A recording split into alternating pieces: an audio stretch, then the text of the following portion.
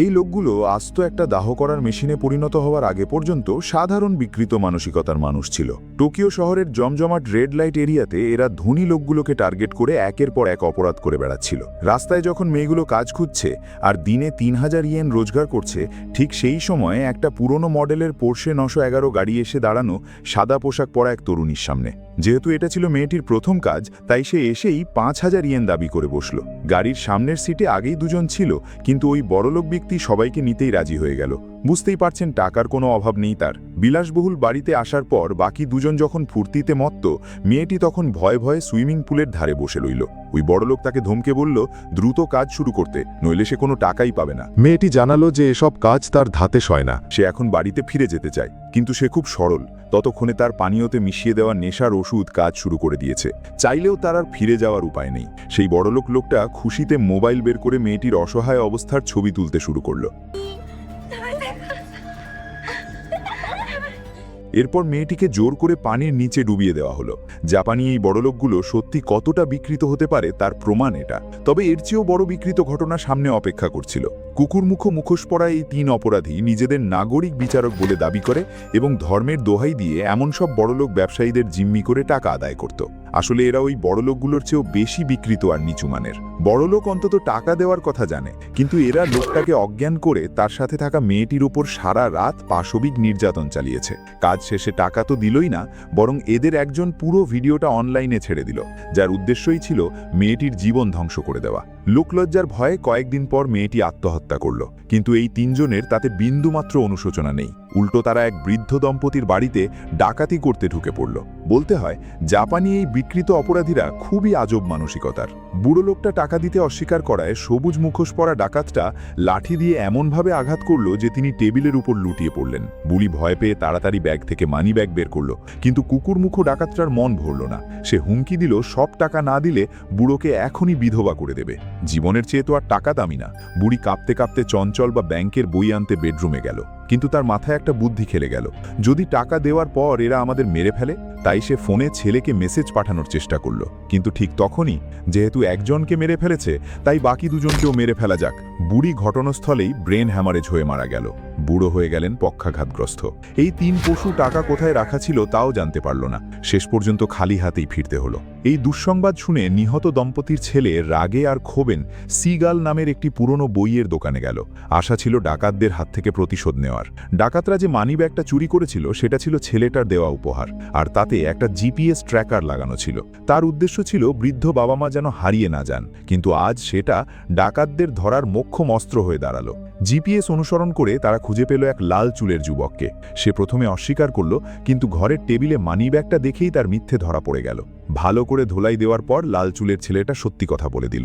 মানি ব্যাগটা তাকে দিয়েছিল তার বন্ধু গেনমোতরু হিরোতাকা। ঠিক আছে, আপাতত তোমার কথা বিশ্বাস করলাম। ওই রাতেই হিরোতাকা যখন পার্কের টয়লেটে দাঁড়িয়ে ভাব নিচ্ছিল, ঠিক সেই সময় ডাকাত দলের এই সদস্যকে ধরে ফেলল ডাক আর টাইগার। সে পিস্তল দেখিয়ে ভয় দেখানোর চেষ্টা করতেই এক ঘুষিতে তার নাক দিয়ে ঝর্ণার মতো রক্ত বের হওয়া শুরু হলো। এরপর যখন তার জ্ঞান ফিরল, দেখল তাকে অর্ধনগ্ন অবস্থায় বেঁধে রাখা হয়েছে। ডাক যখন পাশের চুল্লিতে আগুন জ্বালাচ্ছে, তখনও হিরোতাকা মুখ সামলাতে পারছিল না। ভাব দেখাচ্ছিল সে কিছুই ভয় পায় না। কিন্তু ডাক যখন তাকে প্রস্তাব দিল যে বাকি 2 সঙ্গীর নাম বললে প্রাণ বাঁচবে, তখন তার সুর পাল্টে গেল। বাঁচার নেশায় সে সব স্বীকার করে নিল যে বুড়োকে সে আঘাত করেছে, কিন্তু বুড়িকে সে মারেনি। সব তথ্য নিশ্চিত হওয়ার পর ডাক তাকে শুধু 3টে কথা বলল, তুমি এখন যেতে পারো। যাক বাবা, শেষ পর্যন্ত বেঁচে গেলাম। 哎，等一下，你不是说好司法交易的吗？何の話だ。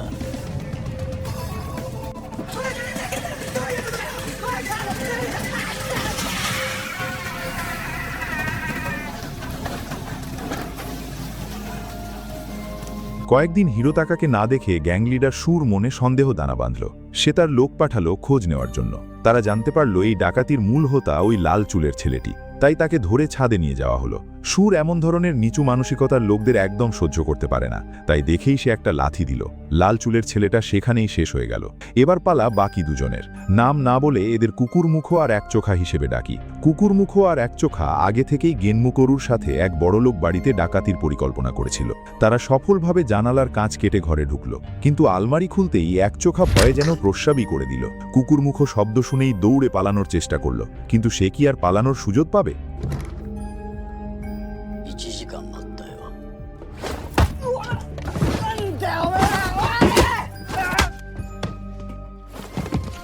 1 ঘন্টা পর সেই গুদামের ভেতর একই রেসিপি আর একই গন্ধ।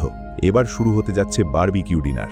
গতকাল তাপমাত্রা বেশি থাকায় গেন্মতরু 1 মিনিটের মধ্যে পুড়ে ছাই হয়ে গেছিল। ওরা শিক্ষা নিয়েছে, তাই একটার পা আগে পোড়াচ্ছে আর একটার মাথা, যাতে তারা এত সহজে না মরতে পারে। কুকুরমুখো কাঁদতে কাঁদতে বাপের নাম ডাকছে। তারা সব দোষ গেন্মতরুর উপর চাপিয়ে বলছে তারা কাউকে মারেনি। এক চখার মাথার চামড়া জ্বলতে শুরু করলো, আর কুকুরমুখো শুরু 2টো পা হারালো। আমি নিজেই বুঝতে পারছি না কার ভাগ্য বেশি খারাপ। ঠিক তখনই দরজা খুলে গেল। যে দুজন ঢুকলো তাদের পরিচয় দেওয়া দরকার। একজন লম্বা কালো চুলওয়ালা সুন্দরী মেয়ে সেতসুকো, আর অন্যজন চশমা পরা বিশাল দেহের মানুষ কাজুমাকি। আমি ভক্তদের খুব যত্ন করি, তাই ছেলেদের তোমাদের জন্য রেখে দিলাম। আর সেতসুকোর কথা বললে আমি তাকে দারুণ পছন্দ করি। তবে সেতসুকোকে পছন্দ করে এমন একজন বিকৃত মানসিকতার লোকও আছে। সেই বিকৃত লোকটা অনেক টাকা খরচ করেও সেতসুকোকে পায়নি, তাই বাড়িতে তার একটা বিশাল ছবি টানিয়ে রেখেছিল। সেতসুকোর মতো দেখতে একজনকে অপহরণ করে এনে তার চুল আঁচড়ে সেতসুকোর আদলে সাজাতো, তাতেও তার মন ভরে না। প্রতিদিন তার সাথে খেলাধুলা করে মেরে ফেলে, আবার নতুন কাউকে নিয়ে আসতো। সত্যি বলছি, জাপানে অনেক বিকৃত মানুষ আছে, কিন্তু এ তাদের মধ্যে সেরা। সেতসুকো এত শক্ত হওয়ার কারণ হলো সে ছোটবেলা থেকেই বিকৃত মানুষদের ঘৃণা করে। 20 বছর আগে যখন সেতসুকো প্রাইমারি স্কুলে পড়তো, তখনই সে তাদের বিভৎসতা দেখেছিল। রয়ুজি নামের এক লোক তাকে অপহরণ করে গুদামের কোনায় আটকে রেখেছিল। একদিকে মুক্তিপণ চাবি করছিল, আর অন্যদিকে নিজের বিকৃত লালসা মেটাচ্ছিল। সেতসুকোকে সে তিলে তিলে শেষ করে দিয়েছিল।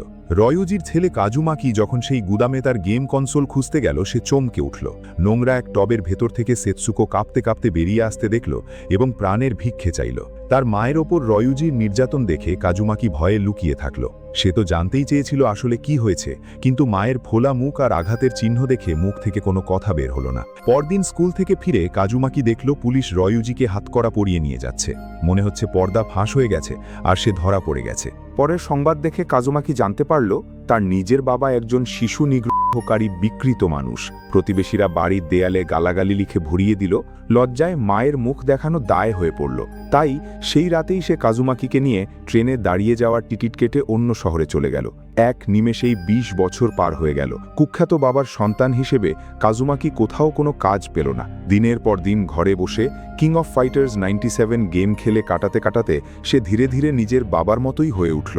একদিন টয়লেটে যাওয়ার সময় কাজুমাকি দেখল তার মা দরজার হাতলে ফাঁস দিয়ে ঝুলে আছে, জিভ বেরিয়ে আছে আর মুখ দিয়ে লালা ঝরছে। সে চিৎকার করল না, কাঁদলও না, বরং কোনো রকম আবেগ ছাড়াই শান্তভাবে প্রস্রাব করে এলো। এরপর কাজুমাকি ভাড়ার বাসার ছাদে চলে গেল। মা তো চলেই গেছেন, তার বেঁচে থাকার আর কোনো সাহস বা কারণ অবশিষ্ট নেই। ঠিক সেই মুহূর্তে একটি তরুণীর কণ্ঠস্বর তাকে জাগিয়ে তুলল। মেয়েটিকে দেখা মাত্রই কাজুমাকির মৃত স্মৃতিগুলো যেন পুনরুজ্জীবিত হয়ে উঠল। মেয়েটি আর কেউ নয়, বড় হয়ে যাওয়া সেতসুকো। কাজুমাকি মনে করল সেতসুকোর কাছে সে তার জীবনের ঋণী, তাই সেতসুকো যা চাইবে সে তাই করবে। সেতসুকোর দাবি ছিল খুব সহজ, আমেরিকায় গিয়ে সেনাবাহিনীতে যোগ দাও, সব ধরনের লড়াই শিখে দক্ষ হয়ে তারপর দেশে ফেরো। 4টা বছর চোখের পলকেই কেটে গেল। মার্কিন মেরিন কোর থেকে অবসর নিয়ে ফেরার পর কাজুমাকি যেন সম্পূর্ণ বদলে গেছে। সেতসুকোর সাথে দেখা হওয়ার প্রথম বাক্যটিই ছিল, আমার জন্য মানুষ খুন করো। আপনারাও নিশ্চয়ই আন্দাজ করেছেন সেতসুকো কাকে মারতে চায়। সেই ব্যক্তি আর কেউ নয়, কাজুমাকির বাবা ড্র্যাগন। জেল থেকে ছাড়া পাওয়ার পর ড্র্যাগন এখন এক ভবঘুরে। সামনে দাঁড়িয়ে থাকা বিশালদেহী মানুষটিকে সে যে নিজের ছেলে বলে চিনতেই পারছে না। কাজুমাকি এক লাথিতে ড্র্যাগনকে ফেলে দিল এবং তাকে টেনে টর্চার চেম্বারে নিয়ে এলো। আর সেখানে সেতসুকো বের করল 40 মিটার লম্বা একটা ছোট ছুরি। কাজুমাকির মনের অবস্থা খুব জটিল। যদিও সে জানে তার বাবার 1000 বার মৃত্যু হওয়া উচিত, কিন্তু রক্তের টান তো আর এড়িয়ে যাওয়া যায় না। সেতসুকো এসবের ধার ধারে না। সে ড্র্যাগনের গোপনাঙ্গে একের পর এক ছুরিকাঘাত করতে লাগলো। যদিও সেতসুকো তাকে মেরেই ফেলল না। সেতসুকোর সহকারী খুব নীতিবান। সে বিশ্বাস করে ড্র্যাগন যেহেতু অতীতে কাউকে খুন করেনি, তাই তাকে মেরে ফেলার অধিকার তাদের নেই। সেই দিন থেকে কাজুমাকি সেতসুকোর ব্যক্তিগত বডিগার্ড হয়ে গেল এবং আনুষ্ঠানিকভাবে শোকিকাই নামে ভাড়াটে প্রতিশোধ সংস্থার সদস্য হল। এই লোকটাকে বাইরে থেকে নির্বিকার মনে হলেও ভেতর থেকে সে খুবই দয়ালু। মাঝে মধ্যে রাস্তা পার হওয়ার সময় আনমোনা পথিকদেরও সে বাঁচিয়ে দেয়। যদি তার কোনো নেশার কথা বলতে হয়, তবে সেটা হলো অ্যানিমে সুন্দরী মেয়েদের পছন্দ করা। সে কাজের পর নিয়মিত একটি মেইড রেস্টুরেন্টে যেত আর নিজেকে মালিক হিসেবে ডাকার আনন্দ উপভোগ করত। এই দোকানে কাজুমাকি 20 বারেরও বেশি গিয়েছে। বোঝাই যাচ্ছে সে ওই মেয়েটির প্রেমে পড়েছে। এটা জাপানে তৈরি এক ধরনের বিকৃত মানসিকতার সৌন্দর্যবোধ, যেখানে অদ্ভুত ও নাজুক এক বিপরীতধর্মী ভাব ফুটিয়ে তোলা হয়। ওই মেয়েটি যেহেতু গল্পের গুরুত্বপূর্ণ অংশ, তাই তার কথা আমরা পরে বলবো। এখন ফিরে আসি শোকিকাইতে, যেখানে কাজুমাকি এক বুক ভরা কষ্ট নিয়ে আসা বাবার দেখা পেল, যার মেয়েকে কেউ একজন নির্যাতন করেছে, আর সে তার মেয়ের প্রতিশোধ নেওয়ার জন্য হত্যার আবেদন জানিয়েছে। সেতসুকো খুব দ্রুত ওই 3 পশু অপরাধীর পরিচয় বের করে ফেলল। সেতসুকো যখন গুদামে পৌঁছালো, তখন তাদের দুজনকে চুল্লিতে ফেলার প্রস্তুতি চলছিল। আসলে এই 4 জনের দেখা হওয়ার ঘটনা এটাই প্রথম না। 3 বছর আগে ডাক আর তার দল 4 জনকে অপহরণ করেছিল, যাদের মধ্যে 3 জন ছিল ছাত্র, যারা তাদের সহপাঠীকে হেনস্থা করে মেরে ফেলেছিল, আর 4র্থ জন ছিল তাদের শিক্ষক। এই শিক্ষক ছাত্রের সাহায্য চেয়েও তাদের থামানোর বদলে বরং অপরাধীদের প্রশ্রয় দিয়েছিল। যেহেতু তুমি অপরাধ দেখেও না দেখার ভান করেছিলে, তাই তোমার চোখ অন্ধ করে দেওয়াই ভালো। ঘটনাস্থলেই শিক্ষককে মেরে ফেলতে না পারাটা ছিল ডাকের জীবনের সবচেয়ে বড় ভুল। 3 বছর পর সেই প্রতিশোধ পরায়ণ অন্ধ শিক্ষক শোকিকাইয়ের সেতসুকোর সাথে যোগাযোগ করল। কিবোর্ডে টাইপ করে অন্ধ শিক্ষক একটা মিথ্যে গল্প সাজালো, বলল যে 2 জন লোক জোরপূর্বক তাকে এই অবস্থায় এনেছে, আর 3 মেধাবী তরুণের ভবিষ্যৎ ধ্বংস করে দিয়েছে। প্রতিশোধের ব্যাপারে ডাক আর সেতসুকোর আদর্শ সম্পূর্ণ বিপরীত। ডাক চায় না ভুক্তভোগীর পরিবার অপরাধী হোক, আর সেতসুকো মনে করে প্রতিশোধ নেওয়া উচিত ভুক্তভোগীর নিজেরই। যেমন ধরুন, এক ব্যক্তি সাহায্য চেয়ে এসেছিল, কারণ এক নাবালক কিশোর তার মেয়েকে নির্যাতন করে মেরে ফেলেছে। সেতসুকো নারীদের উপর নির্যাতনকারী বিকৃত মানুষদের ঘৃণা করে, তাই সে সানন্দে সেই আবেদন গ্রহণ করল। কয়েকদিন পর সেই কিশোরকে অপহরণ করে গুদামে আনা হলো, এবং মেয়েটির বাবাকে তার নিজের হাতে প্রতিশোধ নিতে দেওয়া হলো। যেমন শুরুতে মেয়েটিকে কষ্ট দিয়ে মারা হয়েছিল, এখন সেই কিশোরের গায়েও দাগ দেওয়া হলো। এ যেন আধুনিক যুগের কোনো ধীর গতির মৃত্যুদণ্ড। 29 বার আঘাত করার পর কিশোরটি শেষ পর্যন্ত মৃত হয়ে গেল। যখন ওই বাবা বলল তার মনের জ্বালা মিটেছে, তখনই সেতসুকো ঘোষণা করল যে প্রতিশোধ সম্পন্ন হয়েছে। আপনারা কি মনে করেন, কোন ধরনের প্রতিশোধ নেওয়ার পদ্ধতিটা সঠিক? কমেন্ট বক্সে আপনাদের মতামত জানান। এখন আমরা অন্ধ শিক্ষকের প্রতিশোধের কথায় ফিরে আসি। কাজুমাকি তো আর সাধারণ লোক নয়, সে নিমেষেই ডাক আর তার দলকে পরাস্ত করল। ফলাফল হলো কয়েক মিনিটের মধ্যেই টাইগারকে শিকলে বাঁধা হলো, ডাককে চেয়ারে বাঁধা হলো। ওরা এখন জবাইয়ের অপেক্ষায়। ডাক বিন্দুমাত্র ভয় না পেয়ে বলল যে সে অগণিত মানুষ খুন করেছে, তার পাপ অনেক বেশি, তাই মৃত্যুর জন্য সে প্রস্তুত। কিন্তু সেতসুকো তাকে মারল না, বরং তার চশমাটা খুলে তাকে আদেশ করল যে সে ভালো করে দেখে কি করে পেশাদার কাজ করতে হয়। এই বলে সে বাইরে থেকে একজন নারীকে নিয়ে এলো। অবস্থা বুঝতে না পারা অন্ধ শিক্ষকের মনে খারাপ কিছুর আশঙ্কা দানা বাঁধল। ঘটনা হলো 3 বছর আগে সেই নারী ডাকের সাহায্য চেয়েছিল প্রতিশোধ নেওয়ার জন্য। ডাক দয়া দেখিয়ে অন্ধ শিক্ষককে বাঁচিয়ে দিয়েছিল, কিন্তু শিক্ষক সেই 3 বছর ধরে তাকে ভয় আর হুমকি দিয়ে এমন অবস্থায় এনেছিল যে সেই নারী বেঁচে থেকে মরে যাওয়ার মতো অবস্থায় পড়েছিল। তদন্তের পর সেতসুকো জানতে পারল যে অন্ধ শিক্ষক নিজেই আসলে প্রকৃত শয়তান, তাই সেই পরিকল্পনা সাজালো। ডাকের প্রতিশোধ ছিল অসম্পূর্ণ আর অপেশাদার, যার ফলে ভুক্তভোগীর পরিবার পুনরায় কষ্টের শিকার হয়েছে। এখন সেই নারীকেই নিজের হাতে মৃত্যুদণ্ড কার্যকর করতে হবে, তবেই সে মনের শান্তি পাবে।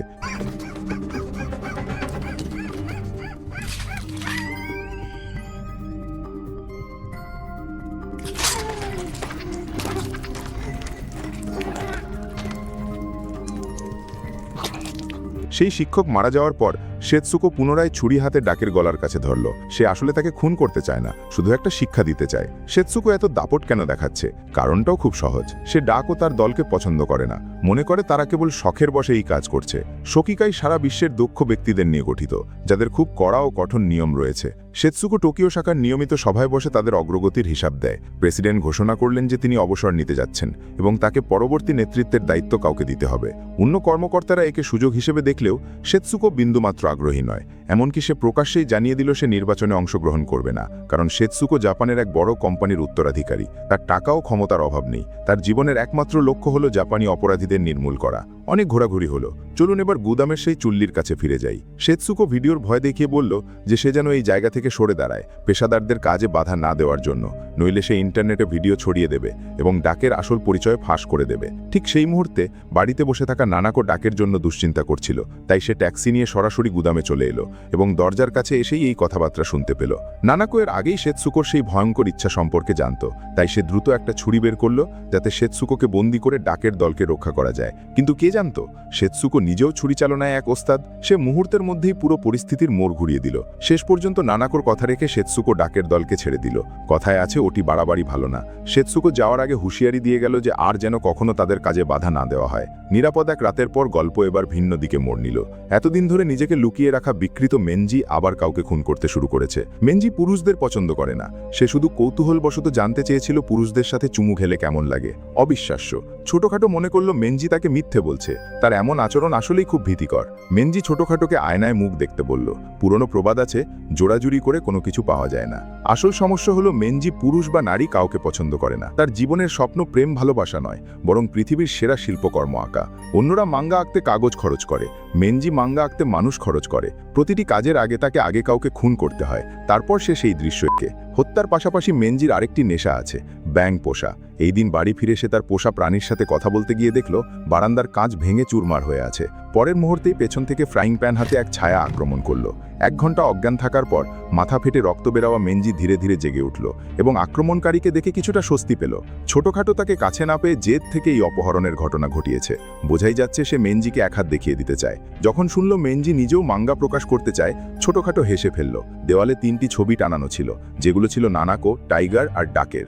সত্যি বলতে ছবিগুলো একদমই ভালো হয়নি, তার মধ্যে বিন্দুমাত্র আবেগ নেই। এই বলে ছোটখাটো ড্রয়ার খুলে একদম নিচ থেকে একটা ডায়েরি বের করলো। ডায়েরির প্রতিটি পাতায় ছিল একজন মৃতপ্রায় ব্যক্তির মুখ ছবি। হতাশা আর ভয়ের অনুভূতিগুলো যেন ডায়েরির পাতায় জীবন্ত হয়ে উঠেছে। ঠিক তখনই মেনজি হামাগুড়ি দিয়ে ছোটখাটোর গলায় ঝাঁপিয়ে পড়ল এবং 3 সেকেন্ডের ব্যবধানেই তার ধমনী কামড়ে ছিঁড়ে ফেলল। রক্ত নদীর মতো বইতে শুরু করলো। সাধারণ কেউ হলে তখনই ভয়ে পালাতো, কিন্তু মেনজি না। সে উত্তেজিত হয়ে উঠে দাঁড়ালো এবং বলল এই দুর্লভ মৃত্যুর মুহূর্তটা এখন সে এঁকে ফেলবে। সবশেষে সবকিছু একে এঁকে ফেলল। যারা নিয়মিত আমার ভিডিও দেখেন তারা হয়তো ভাবছেন সেই বিকৃত মানুষটা যে কিনা নিষ্ঠুরভাবে ড্যাকের স্ত্রী ও কন্যাকে লাথি মেরে ফেলেছিল, সে কি শেষ পর্যন্ত মারা গেছে? হ্যাঁ বন্ধুরা, সে মারা গেছে। পুলিশ তদন্তের পর ড্যাককে জানালো স্ত্রী মারা যাওয়ার সময় তার মেয়েকে নিজের শরীরের নিচে আগলে রেখেছিল। এটা পরিষ্কার যে মা তার সন্তানকে বাঁচানোর আদিম প্রবৃত্তি থেকেই মরণপন্ন চেষ্টা করেছিল। নিজের রক্তমাংসের শরীর দিয়ে মেয়ের মৃতদেহকে রক্ষা করেছিল। শোকে সাগরে ডুবে থাকা ড্যাক তখন কল্পনাও করতে পারছে না তার স্ত্রী ও মেয়ে ঠিক কতটা যন্ত্রণার মধ্য দিয়ে গিয়েছিল।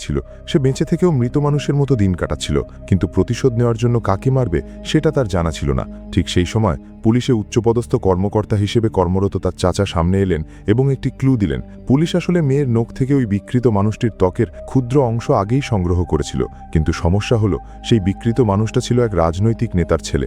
এটা জানতে পেরেই পুলিশ ভয়ে গুটিয়ে গিয়েছিল, কিন্তু ড্যাকের চোখের দিকে তাকানোর মুহূর্তেই আমি বুঝে গিয়েছিলাম ওই বিকৃত মানুষটার মৃত্যু নিশ্চিত। ড্যাক তাকে বিন্দুমাত্র সুযোগ দিল না, সরাসরি পেটে একটা ছুরি চালিয়ে দিল। এই পদ্ধতি জাপানি সামুরাইদের হারাকিরির মতো, যা শিকারের যন্ত্রণার তীব্রতাকে কয়েক গুণ বাড়িয়ে দেয়। যন্ত্রণায় কাতরাতে ওই বিকৃত ব্যক্তি হাত বাড়িয়ে ড্যাকের কপালে একটা রক্তের দাগ এঁকে দিল। বড় ধরনের প্রতিশোধ নেওয়ার পর ড্যাক সেদিন থেকেই পেশাদার প্রতিশোধ গ্রহণকারী হিসেবে পথ চলা শুরু করলো, কারণ সে বুঝতে পেরেছিল জাপানি সমাজে বিচার ব্যবস্থার প্রচুর গলদ রয়েছে। যেমন ধরা যাক, এক 5 বছরের শিশুকে 13 বছরের এক কিশোর ইচ্ছাকৃতভাবে নদীতে ধাক্কা দিয়ে মেরে ফেলেছিল। জাপানের কিশোর আইন সেই কিশোরকে নির্দোষ বলে রায় দিল। সামান্য মৌখিক ভর্ৎসনা করেই তাকে সমাজে ছেড়ে দিল। 15 বছর পর এই কিশোর এখন গ্যাংস্টার হয়ে ঘুরে বেড়াচ্ছে। চেহারা দেখেই বোঝা যাচ্ছে সে কোনো ভালো মানুষ নয়। যদি বলা হয় ওই বিকৃত মানুষটিকে মারা ছিল নিজের বুকের জ্বালা মেটানো, তবে এই গ্যাংস্টারকে মারা হলো ড্যাকের জন্য অন্যায়ের বিরুদ্ধে লড়াইয়ের প্রথম লক্ষ্য। চাচা বিষয়টি জানতে পেরে জিজ্ঞাসা করলেন, এইসব করে তোমার লাভ কি? ড্যাক তখন যা বলেছিল,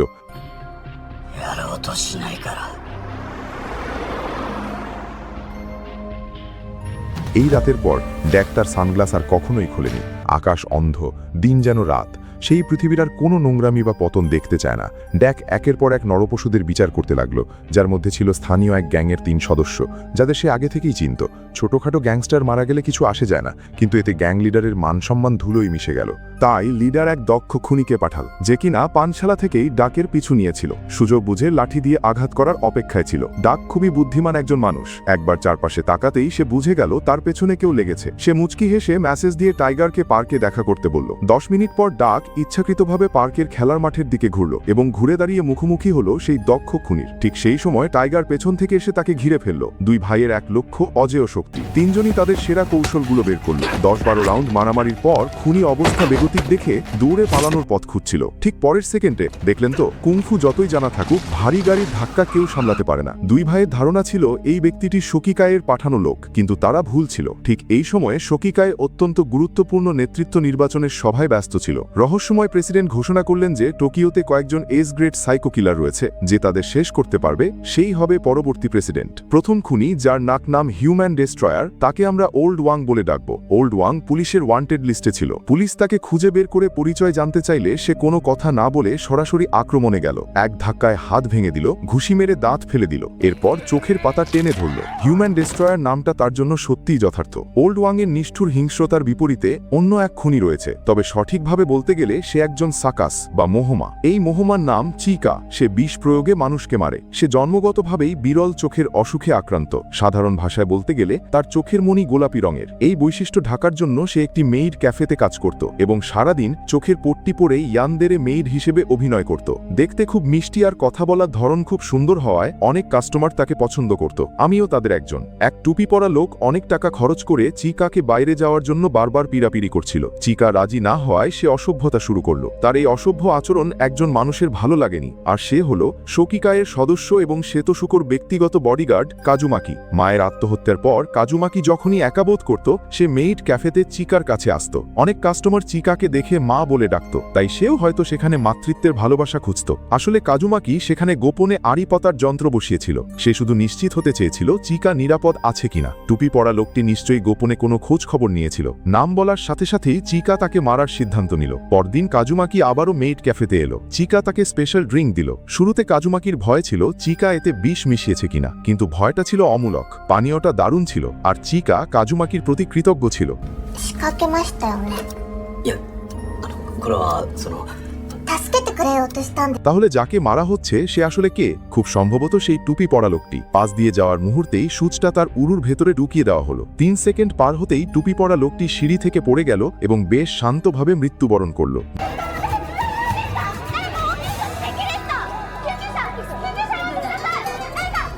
যদি চিকা শুধু খুন উপভোগ করার জন্য করে থাকে, তবে মেনজি একটু ভিন্ন ধরনের। সে একজন শিল্পী, যে কিনা হত্যার মাধ্যমে জীবনের অর্থ খোঁজে এবং কাজের প্রেরণা পায়। ইয়াগামি ইয়োরির মতো চুল রাখা মেনজি দাদির কাছে বই শুনতে খুব পছন্দ করত, বিশেষ করে জাপানি সাহিত্যিক দাজাই ওসামোর নো লঙ্গার হিউম্যান বইটি, যার বিখ্যাত উক্তি ছিল, মানুষ হিসেবে জন্ম নেওয়ার জন্য আমি দুঃখিত। দাজাই ওসামো অনেক আগেই মারা গেছেন শুনে মেনজি খুব দুঃখ পেয়েছিল। দাদি তাকে সান্ত্বনা দিয়ে বললেন, মৃত্যু ভয়ঙ্কর কিছু নয়, যাকে মনে রাখা হয় সে অমর হয়ে থাকে। সত্যি বলতে মৃত্যুর পর যদি কারো মনের ভেতর সারা জীবন বেঁচে থাকা যায়, তবে আমি খুব খুশি হতাম। দুর্ভাগ্যবশত দাদি তাকে মিথ্যে বলেছিলেন। মরার আগ মুহূর্তে মেনজি বুঝতে পারল দাদি ভয়ঙ্করভাবে মৃত্যুকে ভয় পাচ্ছেন। সেই রাতে মেনজি নানাকর ছবি হাতে নিজেকে সময় দিচ্ছিল। বিছানার নিচে যে কেউ থাকতে পারে সেটা সে চিন্তাই করেনি। ভাগ্য ভালো যে নানাকো মেনজির মুখ দেখেনি, শুধু দেখল তার পা দুটো চুলকাচ্ছে, যেটা ছিল মেনজির অভ্যাসের একটি। যখনই তার মাথায় খুনের চিন্তা আসত, তার চুলকানির ভ্রম হতো। নানাকো পেশাদার প্রতিশোধকারী ডাক ও টাইগারের সাথে মিলে একটা ফাঁদ পাতল, যার উদ্দেশ্য ছিল মেনজিকে ভাড়া করা বাসায় ডেকে আনা। মেনজি প্রতিরোধের সময় ডাকের তীক্ষ্ণ দৃষ্টিতে ধরা পড়ল যে তার হাতে বিশেষ ধরনের কড়া দাগ রয়েছে। কোনো মতে প্রাণে বেঁচে ফেরার পর মেনজি আর কাউকে খুন করেনি। তার প্রধান লক্ষ্য হয়ে দাঁড়াল নানাকোকে খুঁজে বের করা এবং চিরতরে সরিয়ে দেওয়া। মেনজি ইন্টারনেটে তথ্য খুঁজতে গিয়ে দেখল একটা লোককে বরফ দিয়ে জমিয়ে পিষে ফেলা হয়েছে। তার বিশ্লেষণ অনুযায়ী নিশ্চয়ই কোনো বৃদ্ধ দম্পতি তাদের নাতনি হত্যার প্রতিশোধ নেওয়ার জন্য পেশাদার প্রতিশোধকারী ভাড়া করেছে।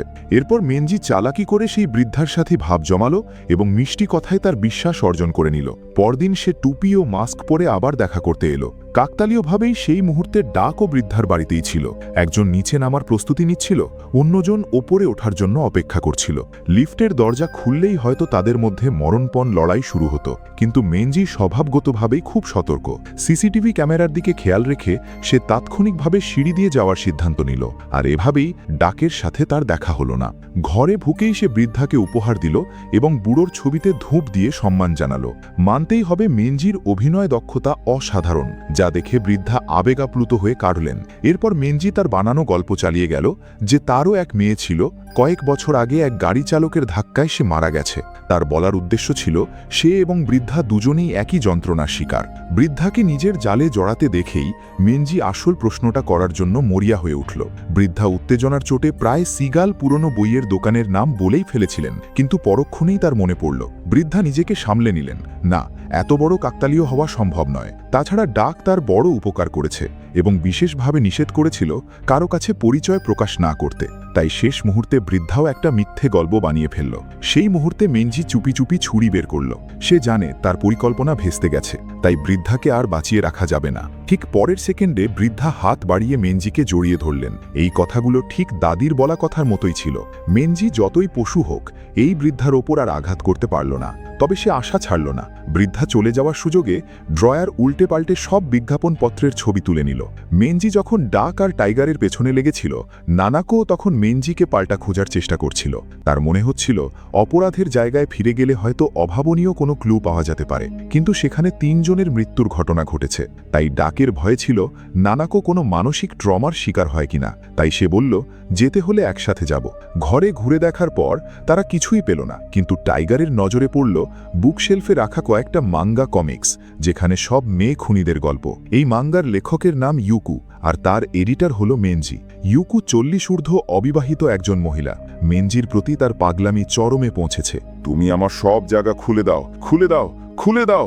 মেনজি অনেকবার ইউকুকে মারতে চেয়েছিল, কিন্তু কোনো সুযোগ পায়নি। এ নিয়ে দেরি হওয়ার কারণে বড় একটা অঘটন ঘটে গেল। টাইগার নতুন ম্যাগাজিন কিনে আনলো। নানাকো খুলেই দেখলো কমিক্সের চরিত্রের হাতেও হুবহু সেই একই দাগ। এই ডিটেলটা কাকতালীয় হওয়া অসম্ভব। একদিন পর এডিটর অফিসে মেনজি যখন ছবিগুলো ভালো করে পরীক্ষা করছিল, তখনই অফিসে এক তরুণী এলো। সে অনুরোধ করলো ইন্টারভিউ নেওয়া যায় কিনা।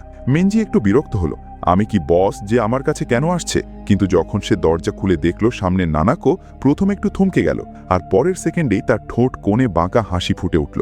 সত্যি, বাঘের খাঁচায় শিকার নিজেই ধরা দিতে এসেছে। নানাকো মিথ্যে বলল যে তার নাম ইয়ামাদা, কিন্তু মেনজির তাকে খুব চেনা চেনা মনে হলো। এটা তো হওয়ারই কথা। একসময় তো তুমি নানাকোর ছবি সামনে রেখে নিজের বিকৃত নেশা মিটিয়েছিলে, এত দ্রুত ভুলে গেলে?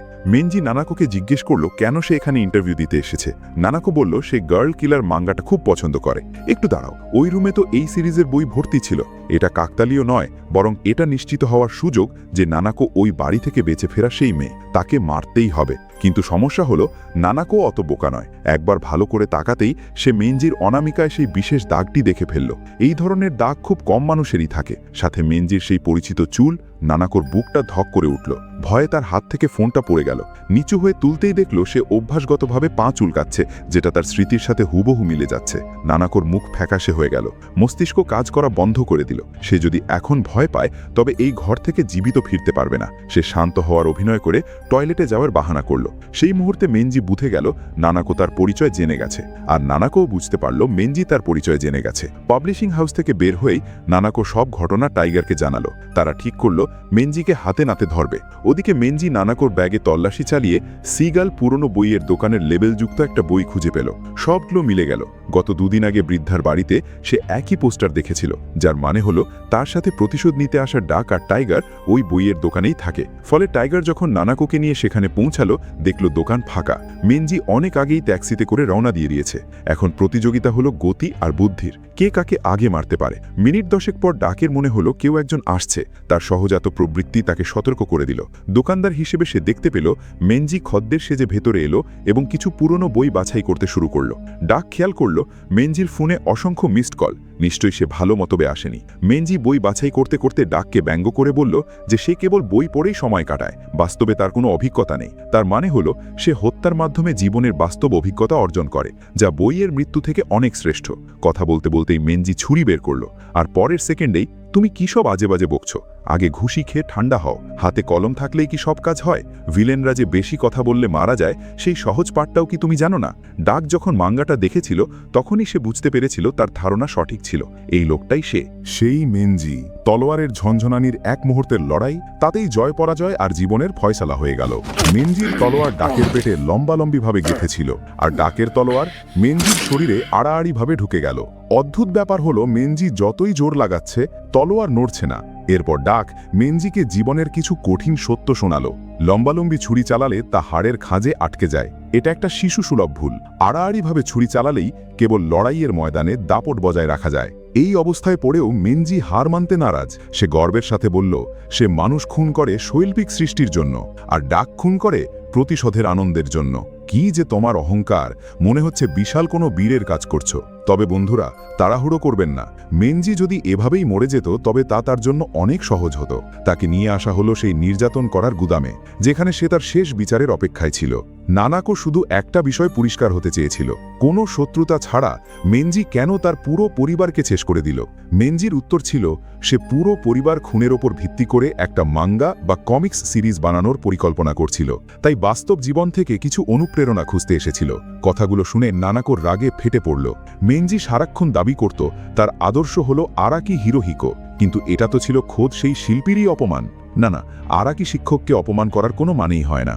নিশ্চিত মৃত্যু জেনে মেনজি তার মনের গভীরের একটা গোপন কথা ফাঁস করে দিল। ঘটনার দিন সে নানাকোর বাবাকে খুন করার সময় বাবা মরণাপন্ন অবস্থায় বলেছিলেন, আমার মেয়েকে ফেরত দাও। এই কথা শুনে মেনজি ভুল বুঝেছিল যে মারা যাওয়া সেই বড় বোনটাই বুঝি নানাকো। ডাক সবসময় নানাকোকে আড়াল করে রাখত, তাকে খুন করতে দিত না। এবারও টাইগার ছুরিটা আটকে দিল। সে কিছুতেই নানাকোকে অপরাধী হতে দেবে না, কারণ ডাক আর টাইগার শুধু প্রতিশোধ গ্রহণকারী নয়, তারা হলো উদ্ধারকারীও। এই বলে ডাক নানাকোকে গুদাম থেকে বের করে দিল। এখন সে নিজেই মেনজির উপর চূড়ান্ত বিচার কার্যকর করবে। ধারালো কাঁচি দিয়ে আঙুল চেপে ধরা হলো, হালকা একটা টান। এরপর যখন খেলা শেষ হলো, ডাক সজোরে একটা ছুরি বসিয়ে দিল তার বুকে। আউতাদোনো উতা বা guns of the outsiders season 2 এর প্রধান ভিলেন মেনজি অবশেষে শেষ বিদায় নিল। তবে যারা নিয়মিত দেখছেন তাদের চিন্তার কিছু নেই। আরও অন্ধকার সিজন 3 নিয়ে আমরা শীঘ্রই ফিরছি। এটা পরিষ্কার যে পরের সিজনে ডাক আর টাইগারের সামনে আরও অনেক বিকৃত মানুষ আসবে। জাপানের কথা তো আর ভুললে চলবে না। এখানে বিকৃত মানুষের অভাব নেই। একজন হলো মেন্টাল সাক্কুবাস বা চিকা। সত্যি বলছি ফ্যামিলি, চিকার এই ধরনটা আমি দারুণ উপভোগ করি।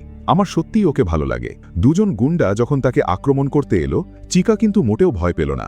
যদি পুলিশ না হয় তবে অন্য কেউ যদি আমার পথে বাধা হয়ে দাঁড়ায় তবে তাদের পরিণতি একটাই, মৃত্যু।